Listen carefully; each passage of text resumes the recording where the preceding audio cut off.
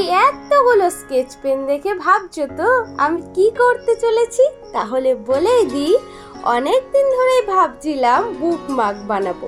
তাই সেদিন বাজার থেকে নিয়ে এসেছিলাম এই স্কেচ পেনগুলি, আর সাথে একটি মার্কারও এনেছিলাম। প্রথমে পেপারটিতে অরেঞ্জ কালার করে নিয়েছিলাম। আচ্ছা, আজকের বুকমার্ক বানানো পুরো ডিজাইনটি কিন্তু আমি স্কেচ পেন আর মার্কার দিয়ে করেছি।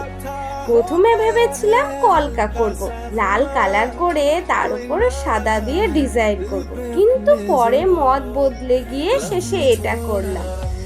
আচ্ছা, এর সাথে কিন্তু আমি টাসেলও যোগ করেছিলাম। তোমরা চাইলে করতে পারো, না চাইলে নাইবা করতে পারো। তবে আমি এই দুটো বুকমার্কই এতটাই সহজ করেছি যে যে কেউ এটা অনায়াসে বানাতে পারবে।